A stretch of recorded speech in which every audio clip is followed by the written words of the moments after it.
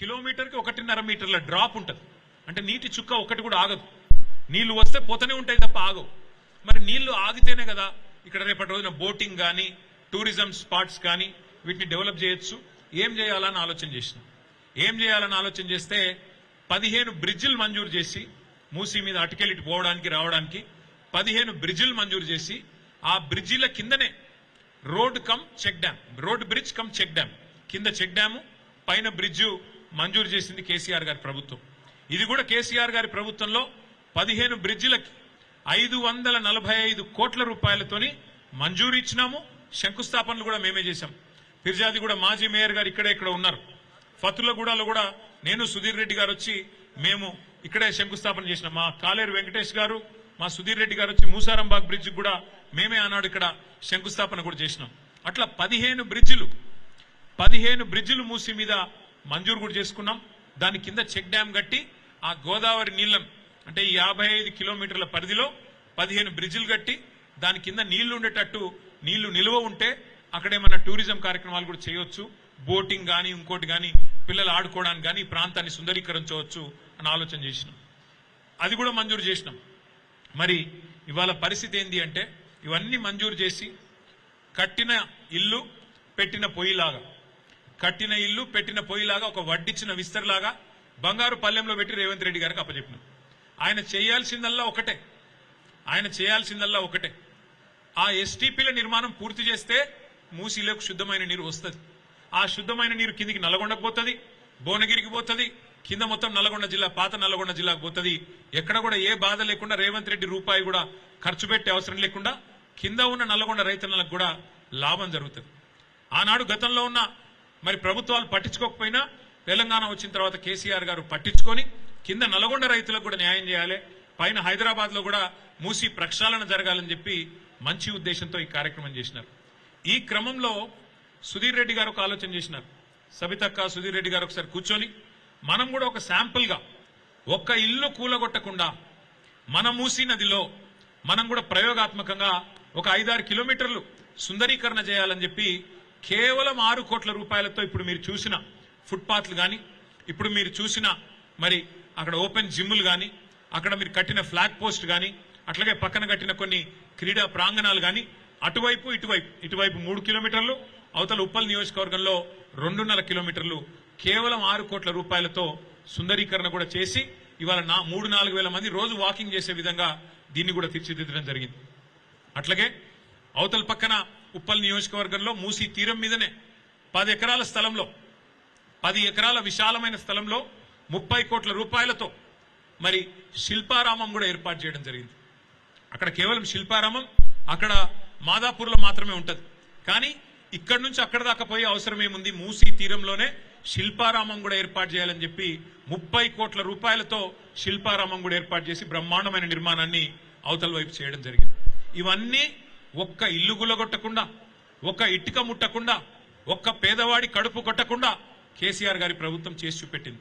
ఇవాళ రేవంత్ రెడ్డి గారు చేయాల్సిందల్లా ఏంటంటే 1100 కోట్ల రూపాయలతోన ఆ నీళ్లు తీసుకొచ్చి గండిపేట చెరువులో పోయాలి.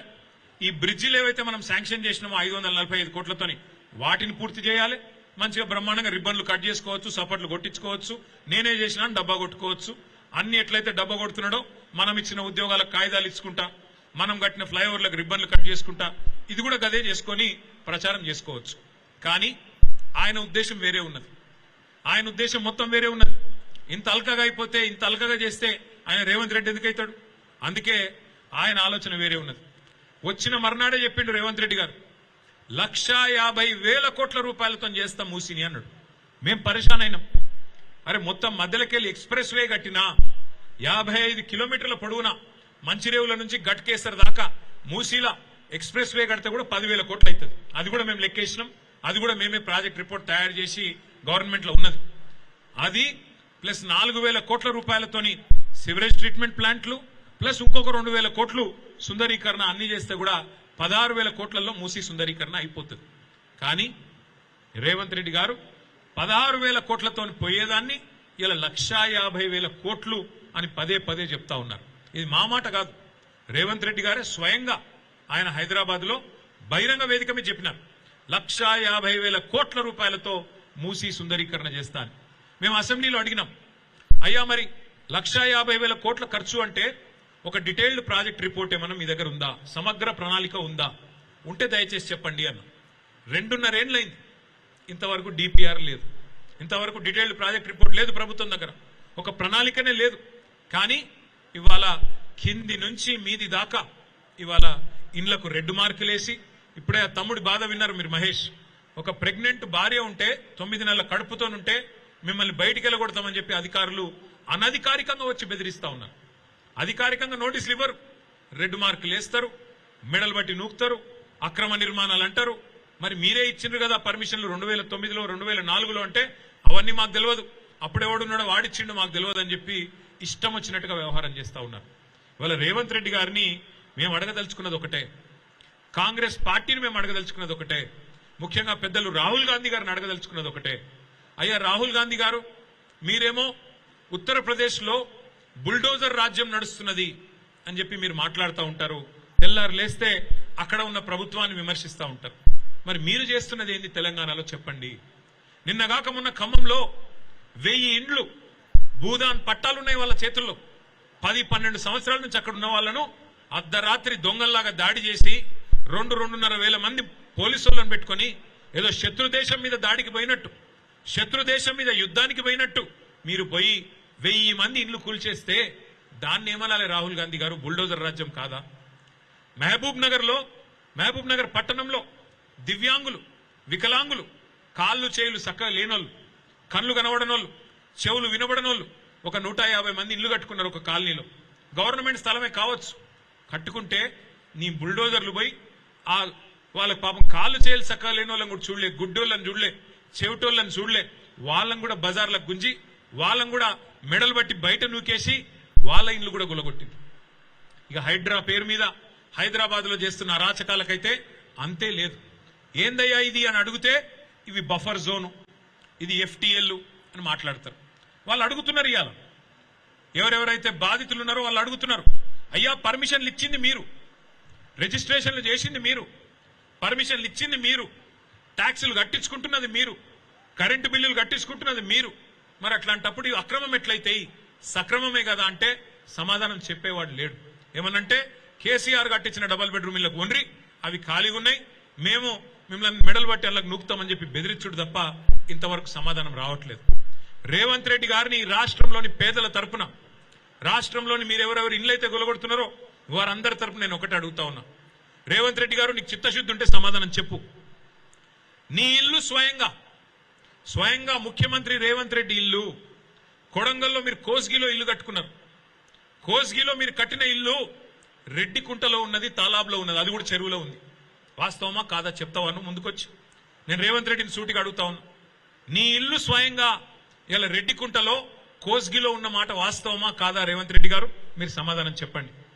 ముఖ్యమంత్రి గారి సోదరుడు అనుముల తిరుపతి రెడ్డి, ఆయన ఇల్లు దుర్గం చెరువు FTL లో ఉంటది.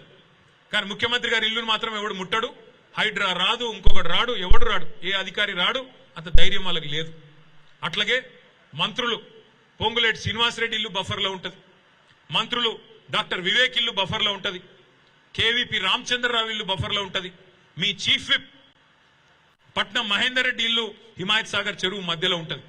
ఇవి ఏవి కనబడాయట, వీటిని మాత్రం ముట్టడానికి అధికారులకు ధైర్యం లేదు, హైడ్రా కళ్ళు కనబడతలేవు. కానీ గరీబోడైతే, పేదవాడైతే పర్మిషన్లున్నా, ఫీజులు కట్టించుకుంటున్నా, రిజిస్ట్రేషన్లున్నా, ట్యాక్సులు కట్టించుకుంటున్నా, నీ ఇష్టం వచ్చినట్టు ఇవాళ కూలగొడతానంటే పేద ప్రజలు వదిలిపెట్టరు. రేవంత్ రెడ్డి గారు నిన్ను, నీ రాహుల్ గాంధీని తప్పకుండా సందర్భం వచ్చినప్పుడు కుర్చీ మడత పెట్టి, ఇలా కుర్చీలో కూర్చున్నాను ఎగురుతున్నావు, అదే కుర్చీని మడత పెట్టి నిన్ను తరిమి కొట్టే రోజులు కూడా దగ్గరలో ఉన్నాయని చెప్పి కూడా నేను హెచ్చరిస్తా ఉన్నా. ఇది మంచిది కాదు పద్ధతి, ఇది మంచిది కాదు. ఏనాడు కూడా ఏ ప్రభుత్వం కూడా పేదవాడి కంటిలో కన్నీరు చూసిన ఏ ప్రభుత్వం కూడా నిలవలేదు. ఇది మంచి పద్ధతి అయితే కాదు. ఇంకొక మాట కూడా నేను అడుగుతా ఉన్నా రేవంత్ రెడ్డి గారు, అసలు నేను ఎందుకు గెలిపించారు ప్రజలు, ఎందుకు గెలిపించినారు, నేను ఏ బేసిస్ లో గెలిపించారు, ఏ ప్రాతిపదికన గెలిపించినారు? మీరు చెప్పినారు పేద ప్రజలకి, ఒక రంగుల కళ లాంటి సినిమా చూపెట్టినారు, 100 రోజులు 6 గ్యారంటీలు అని చెప్పి 420 హామీలు, మీరు హామీల వర్షం గుప్పించినారు కదా. 4000 పెన్షన్లు అంటిరి, మహిళలకు 2,500 అంటిరి, పెళ్లి చేసుకుంటే తులం బంగారం ఇస్తామంటిరి, చదువుకుంటే స్కూటీలు ఇస్తామంటిరి, పిల్లగాళ్లకు విద్యా భరోసా కార్డులు అంటివి, రైతులకు 15,000 రైతు భరోసా అంటివి. ఇన్ని సినిమా డైలాగులు కొడితే కౌలు రైతులకు కూడా సహాయం అంటివి, రైతు కూలీలకు నెలకు 1000 అంటివి, ఆటో డ్రైవర్లకు నెలకు 1000 రూపాయలు అంటివి. ఇట్లా ఒక రంగుల కళ లాంటి, అరిచేతుల స్వర్గం లాంటి వ్యవహారం చూసి ఓటేసినారు తప్ప నేను ఇల్లు గులగొడతా అంటే ఎవడన్నా ఓటేస్తుండే నా కాంగ్రెస్ పార్టీకి? నాకు అధికారం ఇవ్వండి, నేను రాష్ట్రంలో ఇళ్లన్నీ గులగొడతా అంటే ఎవడన్నా ఓటేస్తురా? ఇలా నువ్వు చెప్పింది ఏంది, చేస్తున్నది ఏంది? ఎలక్షన్ల ముందు చెప్పింది ఏంది? నన్ను అంత మంచిగా చేస్తా, కేసీఆర్ చేసిన దానికంటే కుడి చేయి చేస్తా అని చెప్పినావు. పేదలను నెత్తిన పెట్టుకొని చూసుకుంటా అన్నావు. మరి ఇలా చేస్తున్నది ఏంది? హైదరాబాద్ లో 1,50,000 ఇండ్లకు ఇవాళ మూసి చుట్టూ భయంగా బతుకుతా ఉన్నారు వాళ్ళు. ఎప్పుడు వస్తుందో ప్రభుత్వం, ఎప్పుడు బుల్డోజర్లు వస్తాయో, ఎప్పుడు కూలగొడతారో అన్నట్టుగా వాళ్ళు భయంతో బిక్కుమని ఇలా చూస్తా ఉన్న పరిస్థితి. అందుకే అది చూపెట్టడానికే బుల్డోజర్ రాజ్ ఎట్లుంటది ఇవాళ రేవంత్ రెడ్డి రూపంలో, డెవలప్మెంట్ బీఆర్ఎస్ డెవలప్మెంట్ మోడల్ ఎట్లుంటది ఇదే మూసీలో చూపెట్టడానికే మా సోదరులు సుధీర్ రెడ్డి గారి ఆహ్వానం మేరకు మేమందరం కూడా ఇవాళ మీ అందరి దగ్గరికి ఇక్కడికి వచ్చినాం. మేము హైదరాబాద్ లో ఉండే పేదలందరూ కూడా విజ్ఞప్తి చేస్తా ఉన్నాం. ఎవరెవరైతే మూసీ బాధితులు ఉన్నారో, ఎవరెవరైతే మూసీ పరివాహక ప్రాంతంలో ఈ ప్రభుత్వం చేతిలో విలవిల్లాడిపోతున్నారో వాళ్ళందరినీ కూడా మేము రిక్వెస్ట్ చేస్తా ఉన్నాం. అసెంబ్లీ సమావేశాలు 16వ తారీఖు నుంచి ప్రారంభం కాబోతా ఉన్నాయి. మేము ఖచ్చితంగా ప్రభుత్వాన్ని అడుగుతాం, శాసనసభలో శాసన మండలిలో అడుగుతాం, అవసరమైతే రాజ్యసభలో కూడా అక్కడ కాంగ్రెస్ పార్టీ నిలదీస్తాం, వదిలిపెట్టాం. కానీ ప్రజలు ఎవరైతే ఇక్కడ బిక్కుమంటున్నారో వాళ్ళందరూ కూడా రావాలి, వచ్చి చూడాలి. డెవలప్మెంట్ అనేది విధ్వంసం చేయకుండా, కూలగొట్టకుండా, ఇండ్లు కూలగొట్టకుండా చేయవచ్చు అని చూపెట్టింది బీఆర్ఎస్ ప్రభుత్వం. మేము రేవంత్ రెడ్డి గారిని కూడా అదే కోరుతున్నాం. మీరు చేయండి, మంచి పని చేయండి, మేము వద్దంటలేం. మూసీ సుందరీకరణ చేయండి, వద్దంటలేం. కానీ ఒక్క ఇల్లు కూలగొట్టకుండా చేయండి, ఒక్క ఇల్లు ముట్టకుండా చేయండి. ఎందుకంటే మేము చేసి చూపెట్టినాం, మీరు కూడా అదే పద్ధతిలో చేయొచ్చు. మీరేమో మూసీ బ్యూటిఫికేషన్ అంటున్నారు, కానీ ప్రజలేమో ఇది బ్యూటిఫికేషన్ కాదు, లూటిఫికేషన్. 1,50,000 కోట్లలో మీరు 1,000 కోట్లు కమిషన్ల రూపంలో దండుకొని మీ కుర్చీని కాపాడుకునే ప్రయత్నం చేస్తున్నారు అనే భావనతో ఈ రాష్ట్ర ప్రజలు ఉన్నారు. అందుకే దయచేసి నేను కోరుతా ఉన్నా ప్రభుత్వాన్ని, ముందు మీరు ప్రజలకు ఇచ్చిన హామీలు నెరవేర్చండి. మహిళలకు చెప్పినారు మీరు 2,500 ఇస్తామన్నారు, బడ్జెట్ లో డబ్బులు పెట్టండి. మీరు చెప్పారు పెద్ద మనుషులకు 4,000 పెన్షన్ ఇస్తాం 100 రోజుల్లోని, డబ్బులు పెట్టండి. ఈరోజు మార్చ్ 6వ తారీఖు 5వ తారీఖు ఈ రోజు వరకు రైతు బంధు పడలేదు. కేసీఆర్ గారు ఉన్నప్పుడు డిసెంబర్లో రైతు బంధు పడేది. ఇవాళ ఇప్పటి వరకు మరి రైతు బంధు పడ్డ పరిస్థితి లేదు.